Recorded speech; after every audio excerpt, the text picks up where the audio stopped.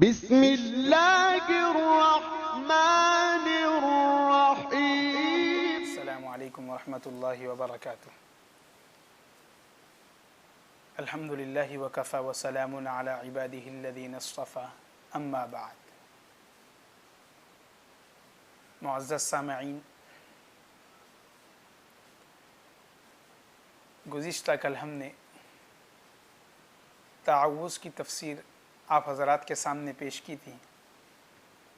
جس میں بہت مفید باتیں آپ حضرات کے سامنے رکھی گئی تھی۔ بہت باریک بینی سے آپ حضرات کو اس کے فوائد، اس کے فضائل اور اس کے پڑھنے کے طور و طریقے، کس طرح پڑھا جائے، پڑھنے کی کیا وجہ ہے، آپ حضرات کے سامنے پیش کر دی گئی۔ اب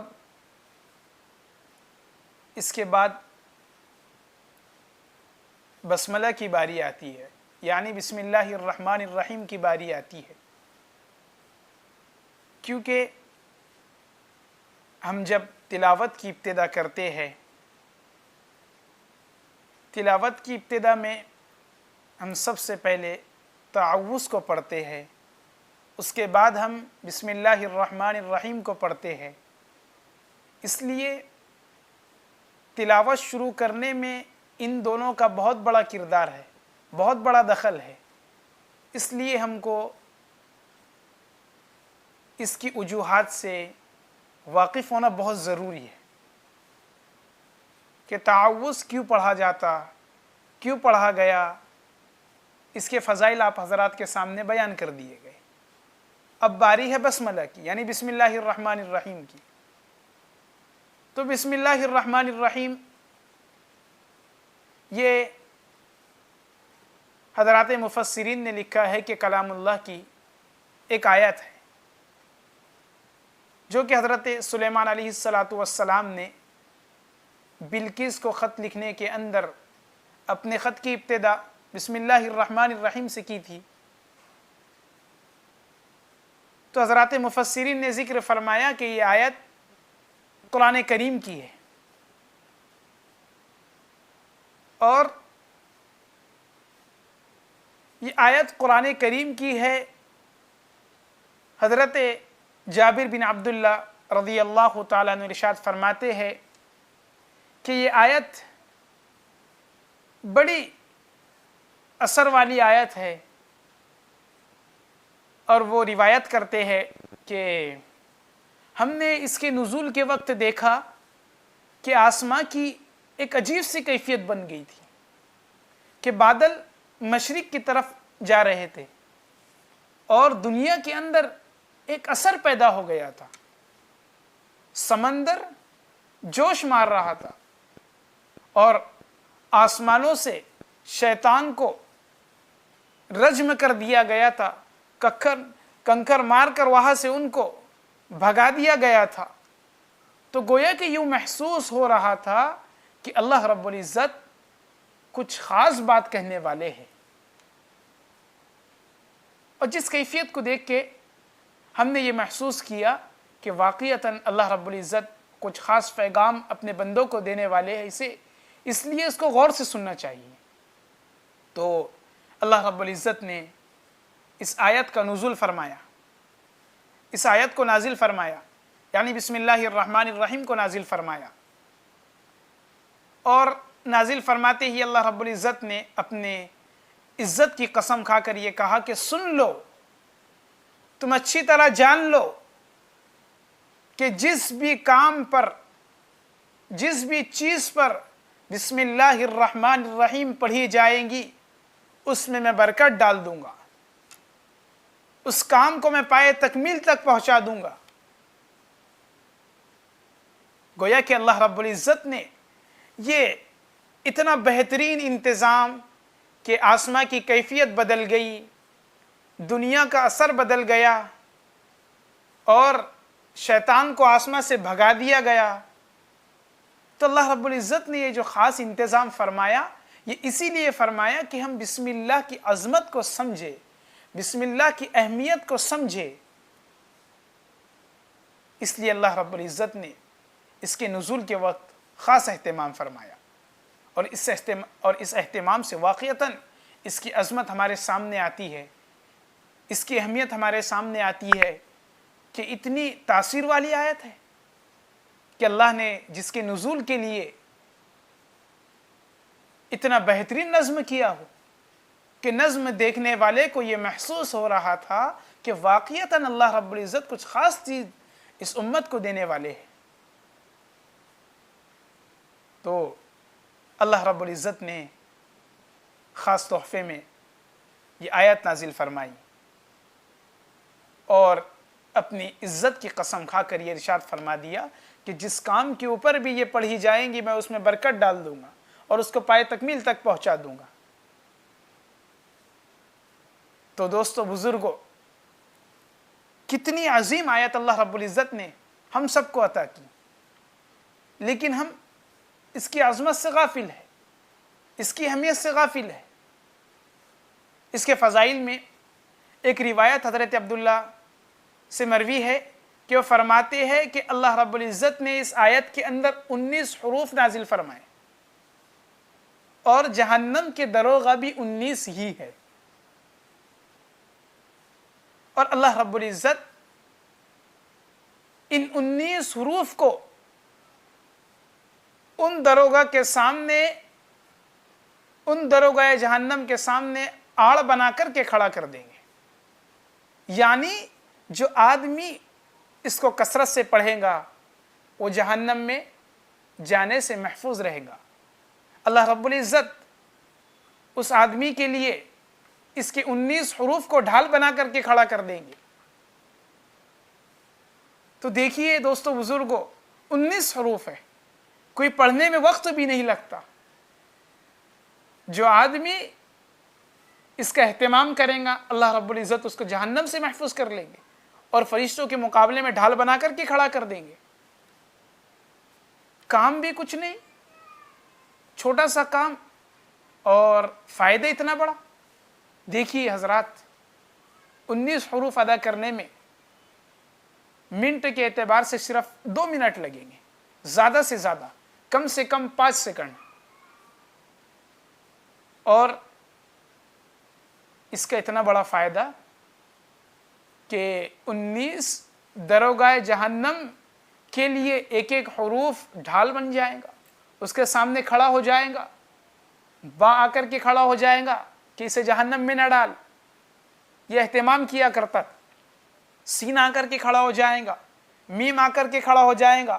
گویا کہ ایک ایک حروف ڈھال بن کر کے کھڑا ہو جائیں گے اس کے لیے۔ یہ فضائل میں حضرت عبداللہ سے روایت مروی ہے، حضرت عبداللہ ابن مسعود رضی اللہ تعالیٰ عنہ سے، اور اس کے فضائل سے ہمیں یہ بھی پتہ چلتا ہے کہ اس کی عظمت بہت بڑی ہے، ہم کو اس کا اہتمام کرنا چاہیے، ہم کو اس کو عملی زندگی میں بالکل لانا چاہیے، ہم کو ہر کام سے پہلے بسم اللہ الرحمن الرحیم کو ضروری پڑھنا چاہیے، کیونکہ حدیث مبارکہ میں بھی ملتا ہے کہ جو آدمی اپنے کام سے پہلے بسم اللہ الرحمن الرحیم کو پڑھتا ہے تو وہ کام مکمل ہوتا ہے، وہ کام پائے تکمیل کو پہنچا ہے، اور جو آدمی بغیر بسم اللہ کے شروع کرتا ہے تو وہ کام آدھا ادھورا رہ جاتا ہے۔ یہ احادیث میں اس کے فضائل بیان کیے گئے ہیں۔ اس کی فضیلت میں ایک یہ بھی ملتا ہے کہ آقا علیہ الصلوۃ والسلام ایک بار بیمار ہو گئے تھے، حضرت جبریل آسمان سے تشریف لائے اور اللہ کے نبی علیہ الصلوۃ والسلام سے عرض کیا، اے محمد صلی اللہ علیہ وسلم کہ آپ بیمار ہو گئے؟ آقا علیہ الصلوۃ والسلام نے فرمایا کہ ہاں، طبیعت تھوڑی ناساز ہو گئی۔ تو حضرت جبریل علیہ الصلوۃ والسلام نے جواب دیا کہ اللہ کے رسول رکیے، میں رقیہ پڑھتا ہوں۔ تو حضرت جبریل علیہ الصلوۃ والسلام نے رقیہ کی جو ابتدا کی وہ بسم اللہ ارقی کا، بسم اللہ سے شروع کیا اور پوری دعا کی تکمیل کی اور آقا علیہ الصلوۃ والسلام پر دم کر دیا۔ جیسے ہی اللہ کے رسول صلی اللہ علیہ وسلم پر اس کو پڑھ کر کے دم کیا، آقا علیہ الصلوۃ والسلام کی طبیعت میں نشاط آ گیا، آقا علیہ الصلوۃ والسلام کو افاقہ ہو گیا، آقا علیہ الصلوۃ والسلام اچھے ہو گئے۔ تو دیکھیے اللہ نے اس کو ہمارے لیے دوا بنا کر کے بھی دے دیا کہ کوئی آدمی بیمار ہو تو اس کو پڑھ لے، بسم اللہ ارقیک من کل شیء یؤذیک من شر کل نفس او عین حاسد یشفیک بسم اللہ ارقیک۔ حضرت جبریل علیہ الصلوۃ والسلام نے آقا علیہ الصلوۃ والسلام پر پڑھ کر کے دم کیا تھا، جس کو روایت کرتے حضرت امام مسلم رحمۃ اللہ علیہ اپنے کتاب مسلم شریف میں۔ دیکھیے ہم کو آقا علیہ الصلوۃ والسلام سے یہ ملتا ہے کہ اللہ رب العزت نے اس امت کے لیے اس کو دوا بھی بنا کر کے دے دیا کہ آدمی بیمار ہو تو اس کو پڑھ لے اور پڑھ کر کے دم کر لے۔ اور روحانیات کے ماہرین سے ملتا ہے، وہ اس کے فوائد میں نقل کرتے ہیں کہ جو آدمی نظر بد کے وقت 10 مرتبہ بسم اللہ الرحمن الرحیم پڑھ کر کے دم کر دے گا، نظر بد ختم ہو جائے گی۔ عام طور پر بچوں کو نظر زیادہ لگ جاتی ہے، تو ہم کو چاہیے کہ جب بچے کو نظر لگے اس وقت 10 مرتبہ بسم اللہ الرحمن الرحیم پڑھ کر کے بچے پر دم کر دے۔ بچہ رو رہا ہو تو اس وقت بھی بسم اللہ الرحمن الرحیم 10 مرتبہ پڑھ کر کے اس پر دم کر دے۔ کس کے سر میں درد ہو رہا ہو تو وہ سر پر ہاتھ رکھ کر کے 10 مرتبہ بسم اللہ الرحمن الرحیم پڑھے اور ہاتھ پر پھونک کر کے سر پر مل لے۔ اس کے فوائد ماہرین روحانیات سے منقول ہے، انہوں نے تو اس پر ایک ایک کتاب ایک ایک رسالہ لکھ دیا بسم اللہ الرحمن الرحیم کے فوائد پر۔ اسی طرح وہ نقل کرتے ہیں کہ جو بچہ چڑچڑ کر رہا ہو، ماں باپ کو ستا رہا ہو، تو ایسے بچے کے لیے بھی بسم اللہ الرحمن الرحیم پانی پر دم کر کے پانی چھڑک دو، پانی پلا دو، بچے پر دم کر دو اٹھنے سے پہلے، بچہ چڑچڑ کرنا بند کر دیں گا انشاءاللہ۔ یہ ماہرین روحانیات سے منقول ہے۔ تو دوستو، واقعے میں ہم بسم اللہ کی عظمت کو سمجھے، اس کی اہمیت کو سمجھے کہ اللہ نے جس کے نزول کے وقت اتنی پرکشش کیفیت بنا دی، اتنا بہترین انداز اس کے نزول کے وقت اللہ رب العزت نے بنایا، واقعتاً اس میں کچھ خاص بات ہے، تبھی تو اللہ رب العزت نے اس کے نزول کے وقت اتنا اہتمام فرمایا۔ اس لیے ہم کو چاہیے کہ ہم ہر کام سے پہلے ہر کام کی ابتدا بسم اللہ سے کریں، اور جو فوائد ہم نے سنا ان فوائد پر عمل کریں، ان فوائد کو اپنی زندگی میں لانے کی کوشش کریں تاکہ کام کم ہو نفع زیادہ ہو۔ اسی طرح اور بھی اس کے فوائد میں ماہرین روحانیات سے ملتا ہے کہ جب آپ کھیتی کر رہے ہو، کھیتی کرتے وقت آپ کو اس بات کا خطرہ ہو کہ آپ کے کھیتی میں موذی جانور، دوسرے جانور آ کر کے آپ کی کھیتی کو نقصان پہنچائیں گے، یا آپ کی کھیتی میں آپ کی فصل میں کچھ نقصان ہوگا، تو وہ لکھتے ہیں کہ بسم اللہ الرحمن الرحیم کو بڑے کاغذ پر 786 مرتبہ لکھ کر کے اس کھیت کے اندر دفن کر دو، آپ کا کھیت تکلیف دہ جانوروں سے محفوظ رہیں گا انشاءاللہ، اور آپ کی فصل کو کوئی نقصان نہیں پہنچائے گا، آفت سماویہ سے بھی آپ کی فصل محفوظ رہ جائیں گی۔ یہ ماہرین روحانیات سے اکابرین سے ملتا ہے کہ وہ جب ان سے سوال کیا جاتا کہ فصل کی نقصان سے بچنے کے لیے کچھ ہمیں نسخہ دے دیجیے، تو وہ اسی نسخے کو ان کے سامنے پیش کیا کرتے تھے کہ 786 مرتبہ بسم اللہ الرحمن الرحیم کاغذ پر لکھ کر کے اپنے کھیت میں دفن کر دو، انشاءاللہ آپ کا کھیت آفات سماویہ سے محفوظ ہو جائے گا۔ دوستو، آپ لوگوں کے ذہن میں یہ سوال تو ضرور پیدا ہو رہا ہوگا کہ ہم تو بارگاہ اس کا اہتمام کرتے، کچھ اثر ہم کو نظر نہیں آتا، ہم تو پڑھتے لیکن کچھ فائدہ نظر نہیں آتا۔ یہ سوچ غلط ہے۔ اولاً تو یہ سوچ غلط ہے کہ ہم پڑھ رہے فائدہ نظر نہیں آ رہا۔ ہم پڑھتے تو صحیح لیکن ہمارا یقین کمزور ہو جاتا ہے، جس کے نتیجے میں اس کا اثر ظاہر نہیں ہوتا، اور ہم سوچتے ہیں کہ اثر ظاہر نہیں ہوا۔ غلطی کس کی ہے؟ ہماری۔ ہم نے کمزور یقین کے ساتھ پڑھا، پختہ یقین کے ساتھ نہیں پڑھا۔ اگر پختہ یقین کے ساتھ پڑھتے اس کا اثر ظاہر ہوتا۔ غلطی بھی ہم کر رہے اور دوشی نعوذ باللہ اس آیت کو بنا رہے کہ اس کا اثر ظاہر نہیں ہوا۔ یہ بہت بڑی غلطی ہے۔ اس لیے اپنے یقین کو پختہ کرے اور پختہ یقین کے ساتھ پڑھے، انشاءاللہ اس کا اثر، اس کا فائدہ آپ کے سامنے بالکل ظاہر ہوگا۔ جیسے ہم کو حضرات صحابہ میں سے بہت سی مثال ایسی ملتی ہے کہ حضرات صحابہ کرام رضوان اللہ تعالی علیہم اجمعین جب 2 رکعات سے مسئلہ حل نہیں ہوتا تو اور 2 رکعت کی نیت باندھ لیتے، ان 2 رکعت سے بھی مسئلہ حل نہیں ہوتا تو اور 2 رکعت کی نیت باندھ لیتے، یہاں تک کہ آخری نتیجے پر پہنچتے کہ اس کا اثر ظاہر ہو جاتا۔ اپنے یقین کو درست کرنے کی کوشش کرتے تھے اور کہتے تھے کہ واقعتاً میری کمزوری ہے، میرے یقین میں کھوٹ ہوگا، اس لیے اس کا اثر ظاہر نہیں ہوا۔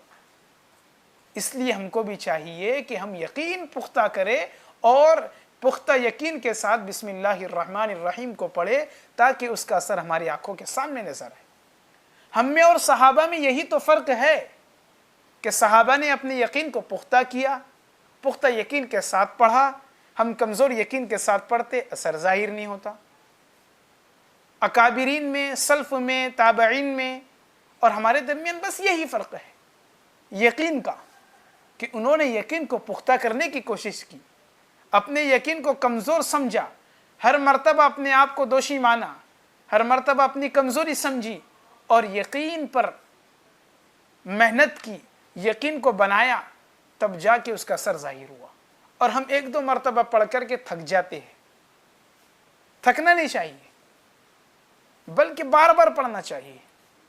تاکہ آخری نتیجے پر ہم یہ پہنچے کہ ہمارے یقین میں قوت پیدا ہو اور اس کا اثر ہمارے آنکھوں کے سامنے بالکل ظاہر ہو جائے، اور ہم اس کے فائدوں کے،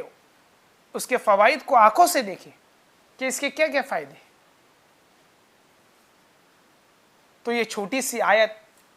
آپ حضرات کے سامنے اس کے فضائل بیان کیے گئے اور اس کی باریک باریک باتیں آپ کے سامنے پیش کی گئی، اس کے اثر آپ حضرات کے سامنے پیش کیے گئے۔ ایک واقعہ ذہن میں آیا حضرت خالد بن ولید رضی اللہ تعالیٰ عنہ کا کہ وہ ایک جنگ میں شریک تھے، ایک آدمی زہر لے کر کے آیا اور زہر لانے کے بعد میں حضرت خالد بن ولید رضی اللہ تعالیٰ عنہ نے اس سے پوچھا کہ بھائی صاحب یہ کیا ہے آپ کے ہاتھ میں؟ تو کہنے لگا یہ زہر ہے۔ حضرت خالد بن ولید نے کہا لاؤ مجھے دے دو۔ دیگر صحابہ وہاں موجود تھے تو دیکھا کہ حضرت خالد بن ولید رضی اللہ تعالیٰ عنہ کے ہاتھ میں زہر ہے، اور صحابہ کچھ کہتے، اتنی دیر میں حضرت خالد بن ولید رضی اللہ تعالیٰ عنہ نے بسم اللہ کہا اور اس کو نگل لیا۔ بسم اللہ پڑھتے ہی اس کو نگل لیا۔ صحابہ کہنے لگے کہ اتنا وقت بھی نہیں دیا حضرت خالد بن ولید نے کہ ہم ان سے کچھ کہہ سکے کہ حضرت یہ زہر ہے، لیکن اثر یہ ظاہر ہوا کہ کچھ بھی زہر کا ذرہ برابر بھی اثر خالد بن ولید رضی اللہ تعالیٰ عنہ پر نہیں ہوا۔ وہ آدمی نے جب حضرت خالد بن ولید کو دیکھا، وہ تو کفار کی طرف سے تھا، کہنے لگا کہ قسم خدا کی اہل عرب تم سمجھ لو، یہ لوگ جب تک کر زمین پر ہے یہی عرب کے مالک ہے، یہی غالب رہیں گے، ان سے کوئی چیز بڑھ نہیں سکتی، ان کا اللہ پر اتنا پختہ یقین ہے۔ تو دیکھیے حضرت خالد بن ولید رضی اللہ تعالیٰ عنہ نے بھی بسم اللہ الرحمن الرحیم تو پڑھا تھا، لیکن ہم میں ان میں یہی فرق ہے یقین کا، کہ انہوں نے اتنا پختہ یقین بنایا کہ اس کا اثر بالکل بھی نہیں ہوا، اور مد مقابل دیکھ کر یہ کہنے پر مجبور ہو گیا کہ یہ ایسے لوگ ہیں، ان کا یقین اللہ پر ایسا ہے اور ان کے رب کی نام میں اتنی طاقت ہے، تو واقعتاً یہی غالب رہیں گے، یہی سلطنت کے مالک رہیں گے۔ تو دوستو، اور بھی انشاءاللہ اگر اس کے فوائد ذہن میں آئے یا مطالعے میں آئے، آپ حضرات کے سامنے بیان کیے جائیں گے۔ اللہ مجھے اور آپ کو عمل کرنے کی توفیق عطا فرمائے۔ وما توفیقی الا باللہ۔ السلام علیکم ورحمۃ اللہ وبرکاتہ۔